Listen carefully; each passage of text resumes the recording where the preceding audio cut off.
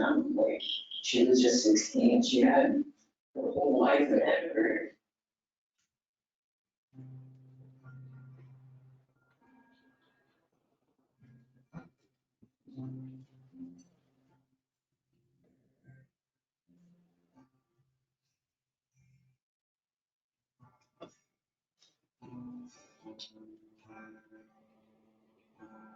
There's people out there who want to help you. There's ways to get help. It doesn't have to be just on you.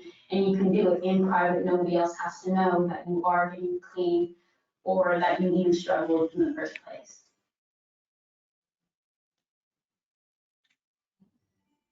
He really loved his friends and his family, and especially his mom. He really loved his mom. It's just a way to keep him alive with the life here that we still have here in his memory, and not quite enough, but nonetheless. Gonna have to be.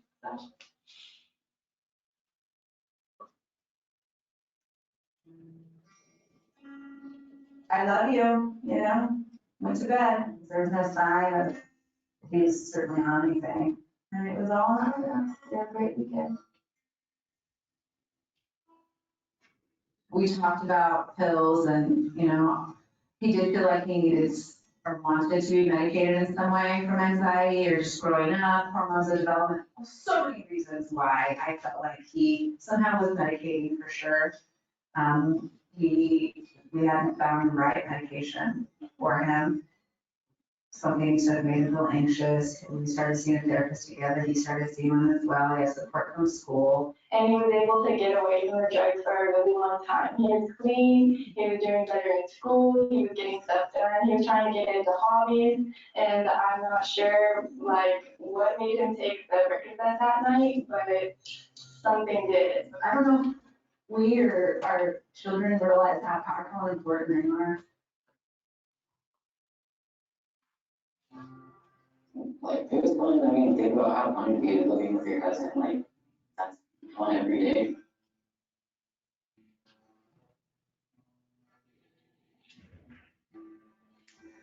I found out the day after it happened because my grandma got a call from the ER about her goddaughter being unconscious and not responsive. So she went there, came back the next day, told my mom what happened. I walked in on them crying. Yeah, that was hard. It's scary because I know that after that happened, it affected more people and turned them in that direction as well.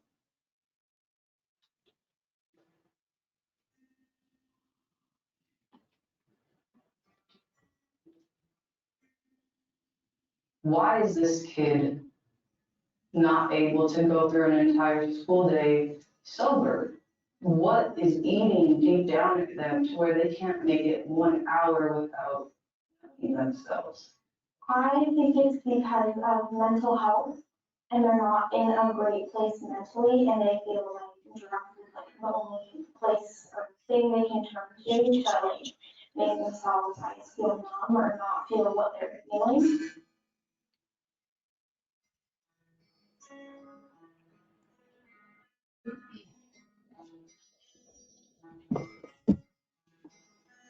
Check in with each other, and I think for parents sometimes it's hard when it comes to their children because we may not touch them the same way, or they may not come to us the same way they would somebody else for whatever reason.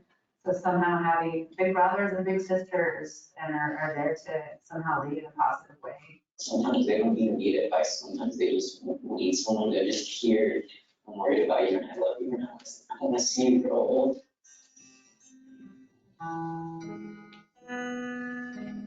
Okay, I want to take this minute too to let everybody know that our counselors are available in the counseling office, and Miss Minnie and Mr. Toby are here to support you and your loved ones as you need. Okay, so that is available to you. I'd like to now turn it over to our panel. I've asked them all to introduce themselves and why or how they've been impacted by addictions. Derek, are you comfortable starting? I'm Derek. I'm here because my sister unfortunately passed away back in summer, and she was dealing with addiction for about 3 years until she got a lace something and took it and passed away.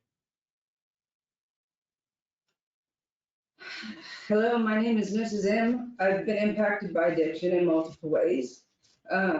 First, I'm a recovering alcoholic. I'm also a recovering drug addict. At the age of 10, I started drinking alcohol. At the age of 12, I started using drugs. By the time I was 18, I realized I was addicted to both. When I was 21, my friends were able to go out and drink normal. I wasn't. Secondly, I have also dealt with family addiction. I have watched multiple family members struggle with addiction my entire life. I have so many friends that I've lost. I have so many students that I've lost. I would love to see a world where addiction is not looked at as a stigma, but as a mental health issue that needs more support. Hi, my name is April Zobel, and my partner just died on June 25th from his struggles with substance abuse. He was 39 years old and he'd been struggling since he was 16. He went to Monterey High School for some of his life. He did not die from an overdose. He had endocarditis, which is an infection in his heart from years of addiction, and then he had blood clots. That led to blood clots in his lungs and in his brain, and then he ended up with a hemorrhage in his brain, which killed him, and he died at Chomp. He was an opiate addict. He started with Oxycontin and then moved to heroin and then eventually was smoking fentanyl.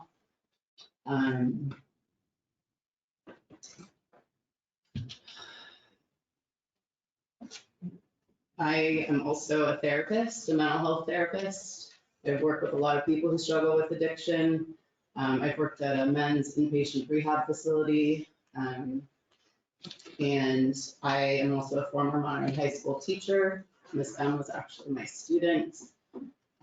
So I've seen a lot of substance abuse in that realm as well. And in my, in the past years, I've gotten to remain connected with a lot of my former students who continue to struggle with addiction and who have died from addiction just because of my connection to that world, you know, through connections with jail and rehab facilities and just the drug world in general. And so that's been something special that I've been able to remain connected to them.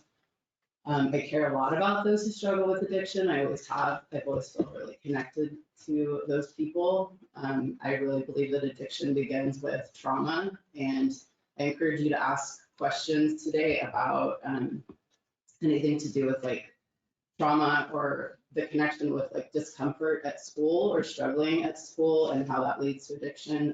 My partner was dyslexic and had ADHD, and he did awful in school, and there was nobody. He ended up being one of those people that just school was so embarrassing for him that he turned the other direction and ended up in the drug world, which initially begins as a, you know, a fun thing, but quickly turns ugly. Anyways, I know a lot about addiction. I've lived addiction, and it's a gnarly world to be a part of. Thank you. Hi, my name's Michelle. First of all, I'm honored to be here. My son used to be a student here. I was asked to tell you how addiction has affected me. It's affected every fiber of my being, every day. I lost my 19-year-old son, Tyler, to a fentanyl overdose in 2022. I wake up every morning and just for a brief second, I forget that he's gone. Within seconds, probably less, I remember. And I'll never see him again. I'll never talk to him again. I'll never laugh with him again. I'll never argue with him again. I'll never hug him again. Every day, my son will die again every morning for the rest of my life.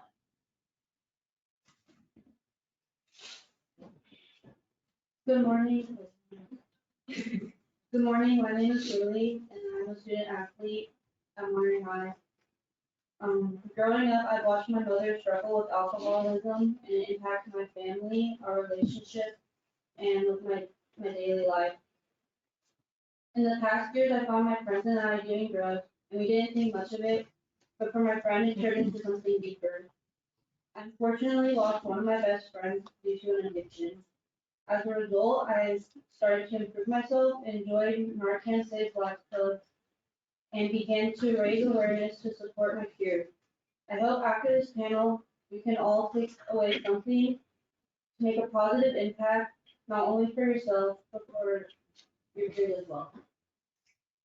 Thank you all for sharing. So can we just play the PSA and then students, if you preparing questions after this short 30-second video that the club worked on this summer, I invite you to raise your hand and we'll ask some questions.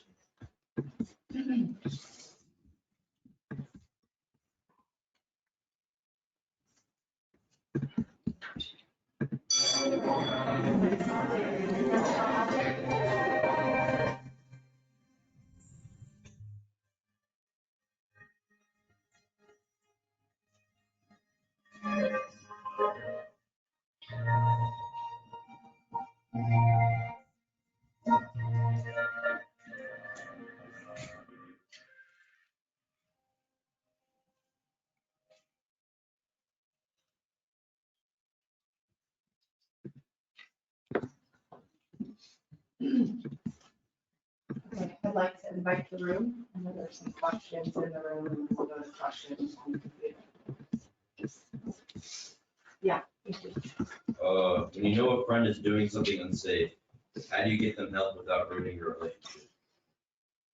Is that directed to anybody? No, just like friends. Maybe Lily or Derek, do you want to speak to? When my friend started struggling, I would first tell her like how I care about her and how this was obviously damaging. Sometimes I would have to go behind her back and tell her mom like where she was and what she was doing. You just need to like think about how like you're protecting your friend, and at the end of the day, like that's more important, I think, because they'll get through it, but if they're not under with them. Did you want to add something? Yes. What do you do if you have a family member that's so far gone and you don't think you can get any help? Anybody like to speak to how we supported or tried to help our family members? Maybe one of the adults.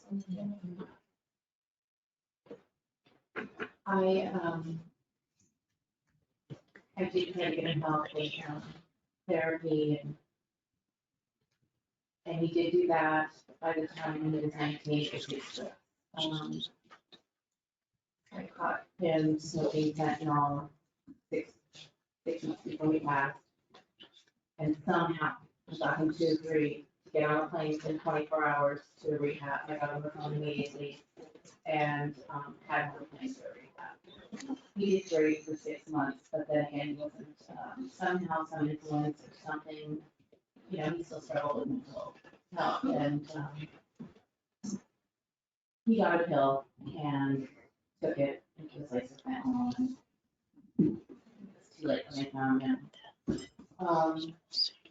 Somebody struggling, I don't know, what is it? Maybe it's in rehab, I just let him know I loved him, and you know, we argued, but I tried to get help for myself, figuring out a new language to talk to my son without making him feel like a bad person for his addiction, and trying to learn ways to communicate with him, to build him up, and to make himself feel it, and build himself up. I forgot the question, but. Okay, helping our loved ones to get that. I still being supportive and changing your language to a way of not shaming people. I really like what you mentioned, not about shame, because shame is such a huge part of addiction. And a lot of times I think some of us try to go at it through a window of shame, thinking it will help the person to like get help. And it's really important to be aware of that shame and to not emphasize the shame at all and to really come from a genuinely loving place. And what you're asking, it's so important to have a balance of knowing that it's not your responsibility and you're not in control, but also it sounds like you really want to step forward and let this person know that you care and you want to help them. And so I would say just like a consistent like checking in or some sort of reminder like, hey, if you want to, or if you want help, like I'm here to help you with it, or I know somebody who could, just that reminder so that person knows that you're there and you're thinking of them and you love them. But that's what's so hard about it, right? Is we want to help them so badly and we can't force them. So it's coming from love, moving away from shame. Yeah. So we're getting some questions in through the webinar, and I think that this might be some students' first interaction with the word fentanyl, and what that is and how it is sort of disguised in the community. A very specific question is like, how much do you need to take to overdose? And then another question is, how can you possibly know what the pill is? Yeah, so I'm not a doctor, but I can speak to that a little bit. So fentanyl, it's just a few grams can end your life. I know that Dr. Grover, when he's here, he's shown us the pictures of the vials, right, about the size of our thumb, and he's used the sugar packet, right? So if you think about fentanyl being the size of a grain of sugar, one little sugar packet can kill up to 2,000 people. So 1 or 2 or 3 grains of fentanyl can end a life. You don't know if it's laced, right? And that's the worry. Fentanyl is very cheap and easy, and takes, these Percocets and these other pills that are found, both real and fake, right? Takes it to another level. So dealers make fake pills. They want you to think it's real, right? But to make it cheap and easy, they use fentanyl instead of it's not prescribed by the doctor. So you don't want to take anything where you don't know where it's come from. If it's not prescribed, then that could be the last thing you take. And go ahead. So to go off the question of how do you know if your pill has fentanyl, or how do you know if you purchase something and it has fentanyl?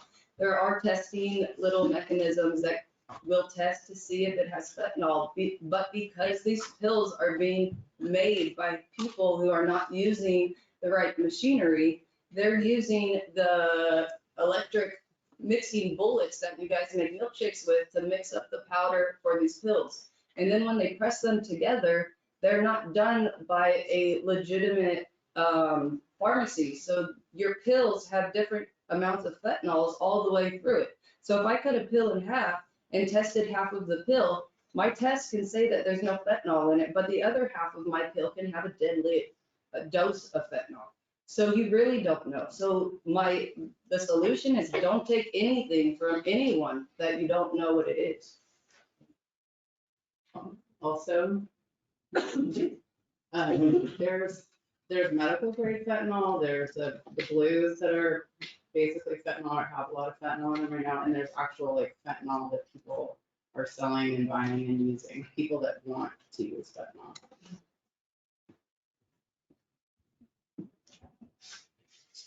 I know there's some other questions in the room.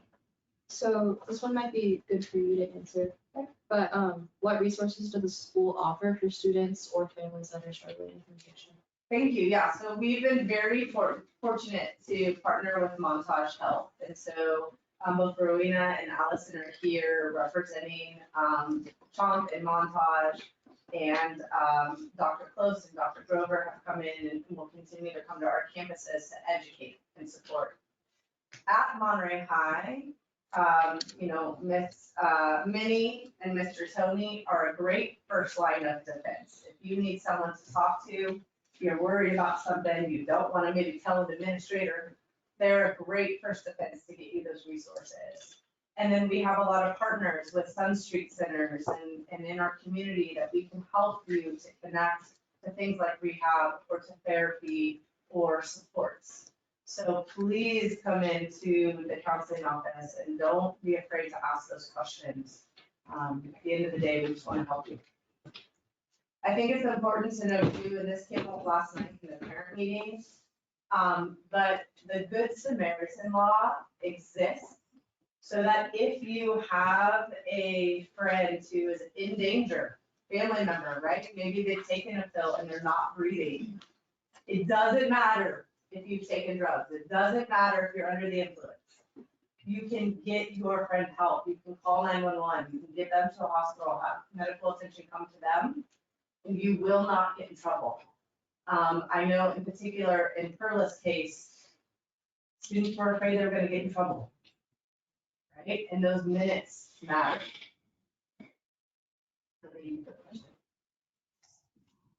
I think we have one, go ahead, Mr. Kim. This question is from Ms. Ann. How have you been able to find success with sobriety? People that love me, and leaning on the ones who truly do love me, because when I realized that I was addicted, I had a ton of people around me.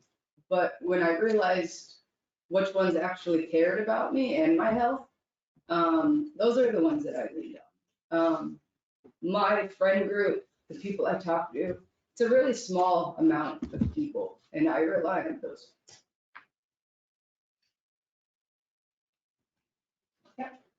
I have a question for Tyler's mom. Why do you believe that Tyler started using drugs, and did you see any signs? It's a lot of fun, now that made funny. He was struggling with a lot, in junior high, he started cutting his arm. That's when I believe I found a vape pen.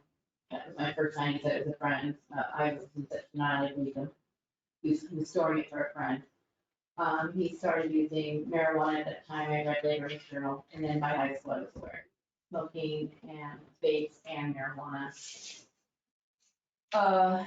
The mental health played a huge part. Then there was an accident that he was in with his friends. He saw 3 of his friends, couldn't even recognize them with the blood covering their faces. And 2020 hit right around then too, right before then. That was when pills started. And from there was just such a difference. Those were the signs, and it all started from the mental health in the beginning. And junior high, I feel like junior high is it's really a place to start. Besides, grammar school, but junior high is really pivotal in a lot of kids' lives. I'm sure you're all aware. And it's hard, and they struggle. And I wish I listened more. But in that way. Yes. I have another question for Mother.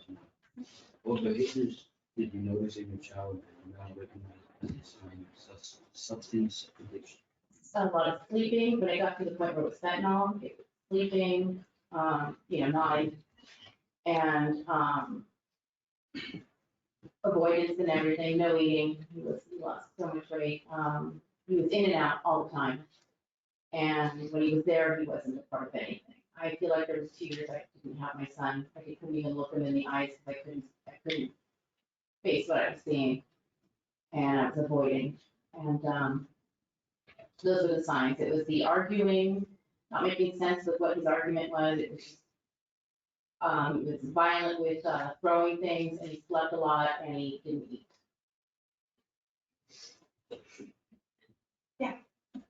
This question is directed to Ms. Ann as well, and it's what made you want to stop using? The time in my life that I stopped using was actually when my wife and I decided to have to start a family. I saw the way that my addiction was affecting kind of my relationships, and I seen how watching family members with addiction, I didn't want my children to have to see me. I also was just exhausted. You guys, being addicted to something is exhausting. I just wanted a better life. I had awesome support from this person.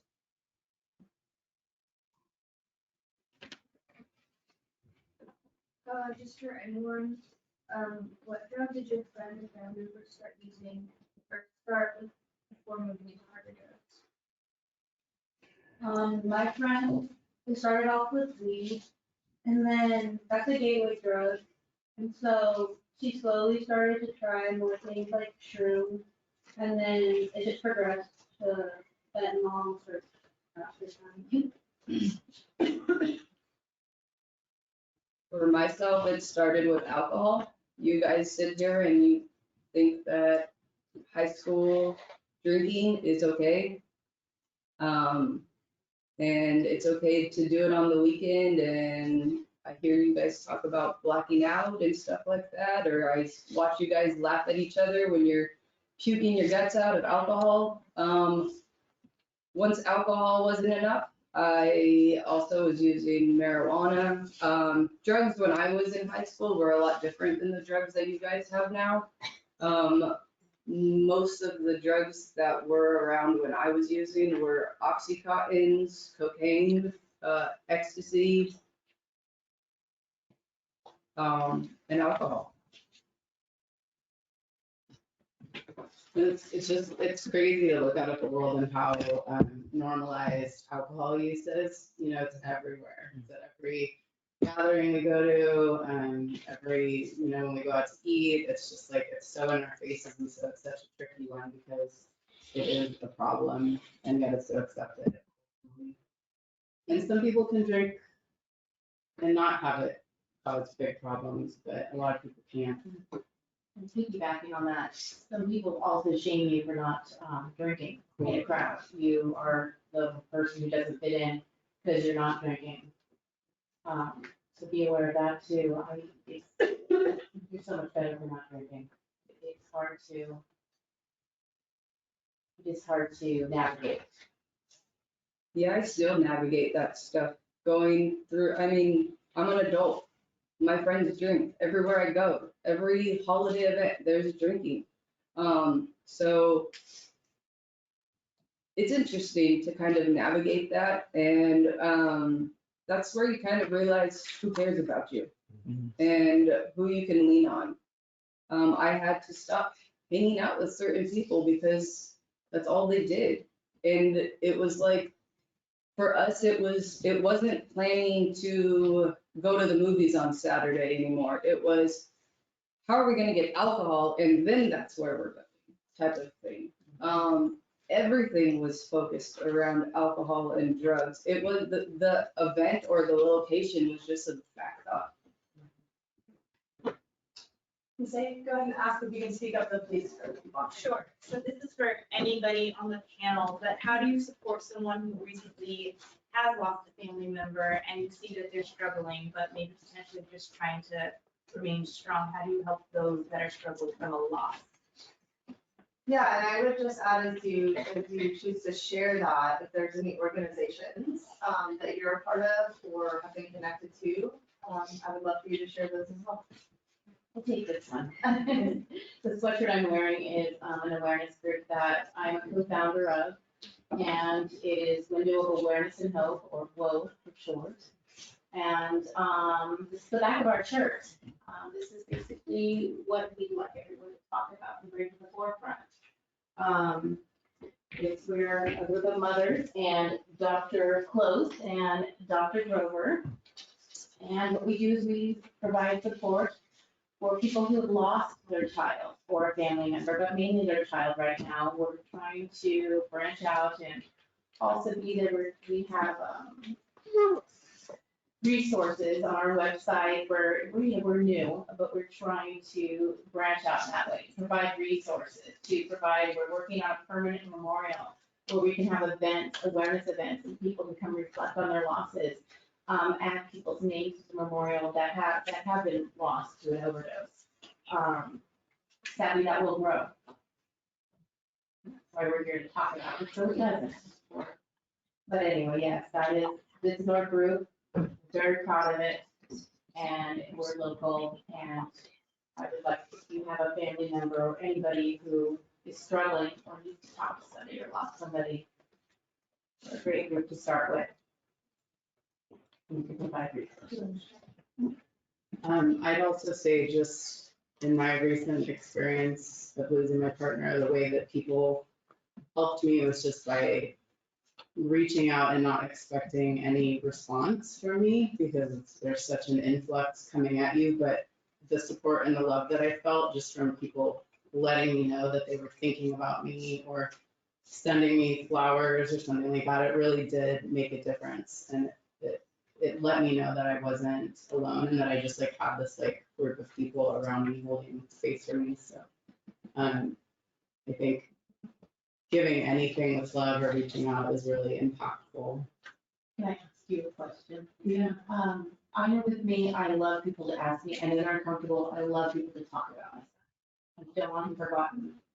Do you feel the same way, or? Yeah, I love it when people would say like, tell me, I have questions, like, tell me about when you guys met, or tell me about this about him, or I didn't know him that well, so yeah, that's a really good point. Yeah. Felt really good. Feels really good. Keep talking about that. And love each other and show love. You guys, it's okay to tell someone that you love them. It's okay to text someone and say like, I'm thinking about you.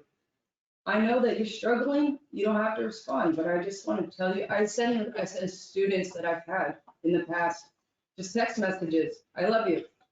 Random times a day. Just tell people you love them. That's all we need to hear. Yes. What if you have a family member dealing with the trouble that you announced, but you're terrified of contacting them or they're really aggressive or the outcome would potentially hurt you? So I'm gonna repeat the question, just so that it makes sense, but, what I heard you ask was, what if you're concerned about the family member maybe reacting aggressively or that escalating?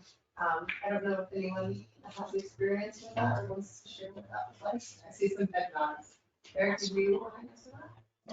So one time when my sister ran away, we found her at school, intoxicated, and I tried stopping her and she did punch me, but knowing that I was there for her, she really told me that it made her feel better and it does hurt, but I wouldn't get in the possibility of getting hurt anyone, but being there for them is definitely good to be there.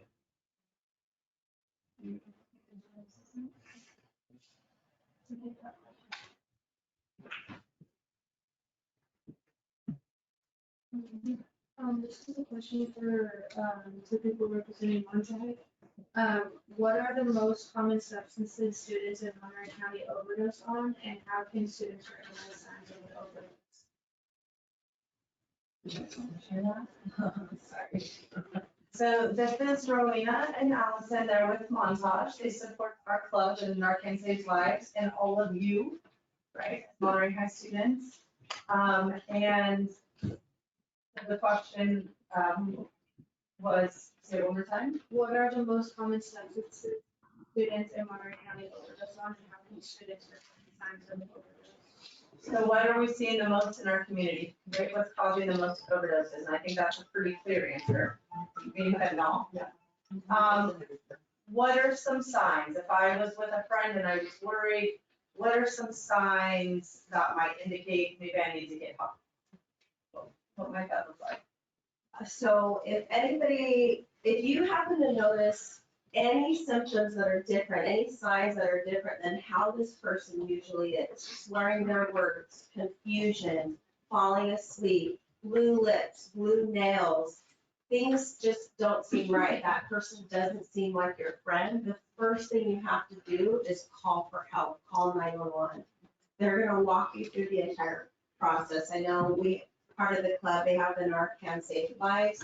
I know Dr. Close and Dr. Grover have come out to speak to a lot of you. So we're really big on providing information to students, resources, having Narcan on hand.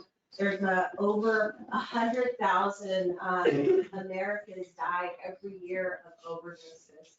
And so it's not just overdoses on fentanyl, you can overdose on marijuana, overdose on different things. So just pay attention to the signs. If something doesn't seem right, even if it's the smallest things, and if you know if your friend's having a bad day, you can tell if somebody's having a bad day.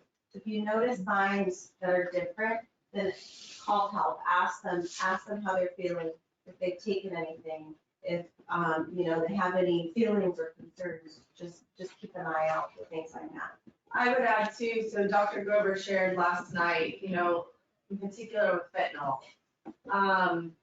It's a downer.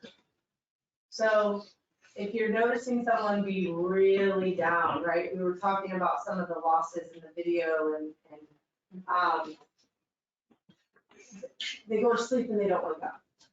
Right, what fentanyl does is it slows our heart rate so much that we just stop breathing. So if you're partying and someone's passed out next to you, that's signs of concern. I also just want to let everyone know too that we have Narcan. I can give you Narcan. It does require a permission slip, which I will have out at lunch today and is in the office any day of the week. I'm sorry that it requires that, but we're working on that piece. Narcan is not a drug. Narcan reverses the effects of opioids. So that's really important for you to know, and I would encourage everybody, keep it in your car. I wear mine on my lanyard. I have it in my car, I've got it in sports bags, right? I'm a youth coach. I'm not worried about necessarily my little ones, I'm worried about the parents, right? And so I want to empower you. Like you absolutely may be in a position where you can save a life. And it works on babies and dogs. In fact, Dr. Grover shared last night, police dogs often overdose when they're sniffing around to find drugs, and if they inhale Narcan, they inhale fentanyl, they too have the same effects. Their heart rate stops. Yeah, question. Where would we be able to get Narcan for, to keep on? In the office with me. Yep. Yeah. If you have parents that struggle with drugs in their childhood, but they never actually had that conversation with you, and you're afraid of how it might affect you, how do you have that conversation with them? Can I answer that? You have the conversation. You have the conversation. As parents, we don't always get it right. We just don't. And sometimes we are so scared or in denial or don't want to believe something that we're afraid to have the conversation. We're afraid of what we might learn. And that's silly. That's silly.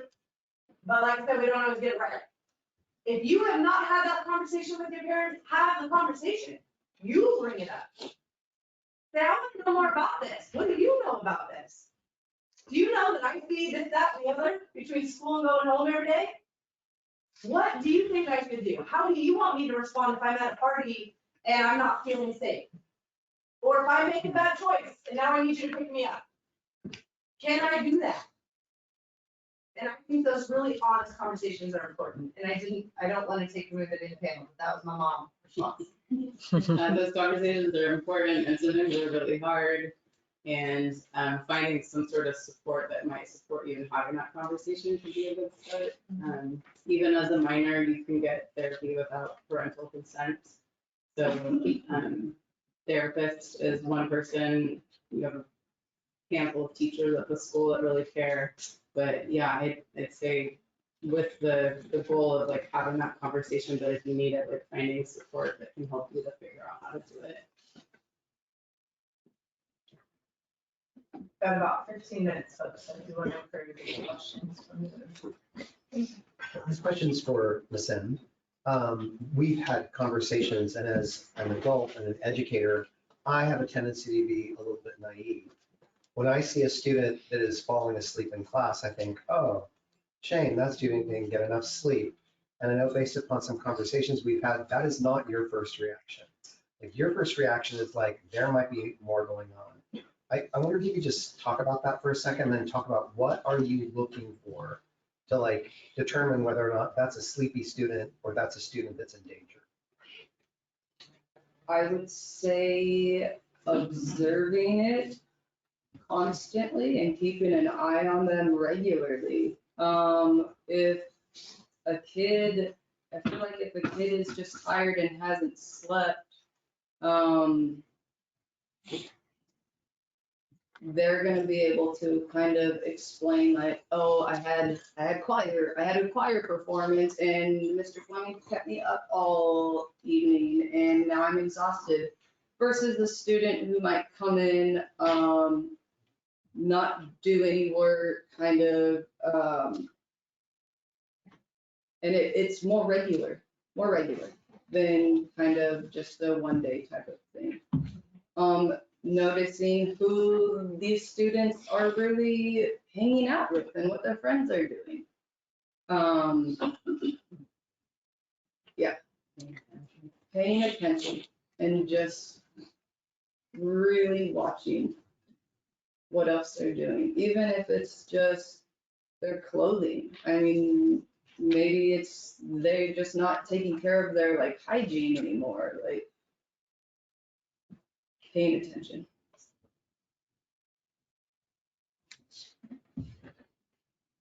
Chelsea, for Seaside, Central Coast and Marina, where can if they're listening, where can they get the Narcan? Oh, thank you. Your administrators also have access to that. Nurses have access to that. And if they don't tell me, I'll get it to them. Not a problem. And also I just will shout out teachers in the room listening. Please share your resources to people on your campus. So those might be, I appreciate that. I saw a hand over there. It was kind of answered already, but it's like a little different. It's from Miss Zobel, and it says, being in a relationship with someone who's an addict can be really challenging. What advice can you give someone who is a loved one who's struggling with this? I think it's like more specifically like a relationship. Do you know the end of it? What advice can I give to who? Who has a loved one struggling with addiction? It is really hard. It's really hard. And, you know, some people look at it and it's like wild. They say, why do you stay in it? And we love who we love. And my advice is to get connected with Al-Anon or Nar-Anon, which is, do you know about them? They're groups, Al-Anon and Nar-Anon are groups for people who have loved ones who struggle with addiction. And they provide a lot of tools and support for how to be a person who's in a relationship with someone who struggles. Because it's really tricky and it's hard not to get overly involved. So again, it's like that balance of learning how to be with this person and love and support this person, but not enable this person. And it takes a lot of knowledge and work and tools to like kind of stay with yourself. Like a small amount of time. Thank you. Really quick. Yes, the Nar-Anon and Al-Anon, they do have teen groups if they're under 18 and they have Zoom, and that's what maybe became friendly with my son is being part of that through 2020 to come Zoom. They always they have. If you Google it, you can bring up all the times for Zooms or local meetings in person. That's a great tool. Did you want to share? I just wanted to say one thing for anybody that's looking for resources, montagehealth.org/prescribe safe. There's resources on there, the Ohana website for anybody that's looking for information about substance use resources like Nar-Anon and so on. And then also for administrative, we have our dedicated Tools for Schools page that we've collaborated with the Monterey County Office of Education.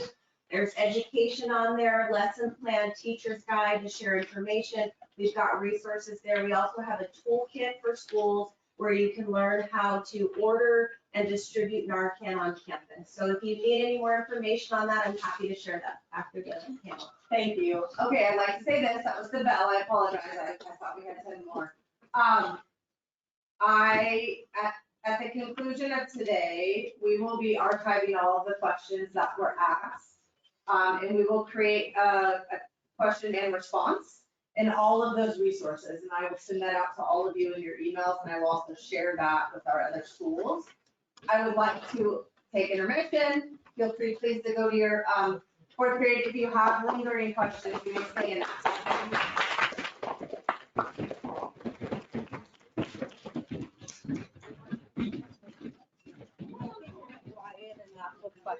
can probably conclude and then just answer.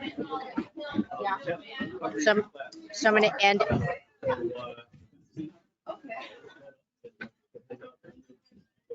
Oh, sorry, yeah. so I can end this, right? Yes. If you have questions, please feel free to come up. So it's